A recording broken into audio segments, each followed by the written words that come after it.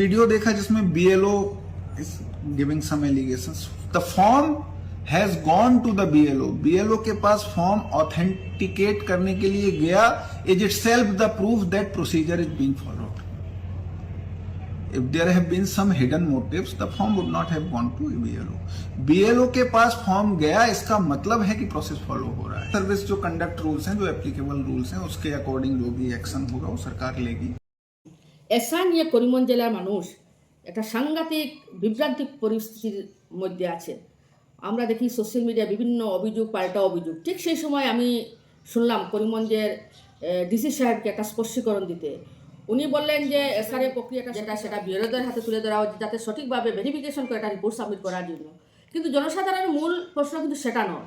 আজকের দিনে করিমগঞ্জ জেলার মানুষ জানতে চায় ফর্ম 7-এ কী বলা হয়েছিল. ফর্ম 7-এতে স্পষ্টভাবে উল্লেখ আছে এখানে একজন কমপ্লেনেন্ট থাকবে, তার অ্যাড্রেস থাকবে.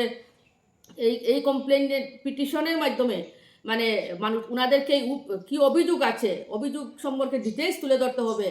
এই পিটিশনটা সম্পূর্ণভাবে ফিল আপ করার পর সেটা এন্টারটেন করা হবে, পরবর্তীতে বিলেদেরকে হ্যান্ডওভার করা হবে ইনকোয়ারি করার জন্য. কিন্তু আমরা যেটা দেখি কমপ্লেনেন্টের কোনো পাত্তা নাই. কমপ্লেন নিজেও স্বীকার করছে যে আমি এই ধরনের কোনো কমপ্লেন করিনি. কমপ্লেনেন্টের এই যে পিটিশনটার সঠিক কোনো কারণ নাই. তো আজকের দিনে জনসাধারণের মূল প্রশ্ন হলো সেই বিষয়ে স্পষ্টীকরণ চায়. কেন, কারা, কী উদ্দেশ্যে, কার ইশারাতে ইলেকশন কমিশন হোক, আজকের দিনের যারা আধিকারিকরা আছেন সেরা এর গণহারে কমপ্লেন গ্রহণ করছেন, এগুলো বিএলএদের কাছে পাঠানো হয়েছে, মানুষকে হিয়ারিংয়ের জন্য ডাকা হয়েছে, সেই বিষয়ে মানুষ স্পষ্টীকরণ চায়. তো ওনারা সেই বিষয়ে স্পষ্টীকরণ না দিয়ে লামসাম একটা স্পষ্টীকরণ দিলেন. মানুষ কিন্তু সেই স্পষ্টীকরণ শুনে একেবারেই সন্তুষ্ট নয়. তো আমি করিমগঞ্জ জেলার যারা আধিকারিকরা আছেন ওনাদেরকে বলি, আপনারা শুধু চাকরি করবেন যে সেটা মূল কথা নয়. মানুষের আস্থা এবং বিশ্বাসকে নিয়ে আপনাদের চাকরি করা উচিত. মানুষ চাইছে আপনারা সঠিকভাবে একটা নিরপেক্ষ ভূমিকায় থাকেন, আপনারা জনসাধারণের সেবা করবেন, সেই প্রতিশ্রুতি দিয়ে সংবিধানের শপথ খেয়ে আপনারা চাকরিতে জয়েন করেছেন. আজকের দিনে যদি আপনারা বিজেপির সেবায় থাকেন তাহলে জনসাধারণ কিন্তু সেটা ভালোভাবে দেখছেন না. আপনাদেরকে অপশন দেওয়া হয়েছে, আপনারা যদি এতই বিজেপির প্রতি যদি আপনাদের এতই প্রীতি, শাসক দলের প্রতি যদি আপনাদের এতই প্রীতি, তা আপনারা চাকরি ছাড়েন, বিজেপির ঝান্ডা ধরেন. আপনাদেরকে কে নিষেধ করে, কে মানা করে? আমরা দেখলাম আসামে একজন আইপিএস অফিসার ছিলেন আনন্দ মিশ্র, উনি চাকরি ছেড়ে বিজেপির ঝান্ডা ধরেছেন, ওনাকে মানুষ এমপি হিসাবে নির্বাচিত করেছে, ভালো কথা. আপনারাও চাইলে সেটা করতে পারবেন. কিন্তু আপনারা একটা সরকারি পদে বসে একটা দলের হয়ে কাজ করবেন, সেটা কোনো অবস্থাতে মানা যায় না. আপনাদের এখনও সময় আছে.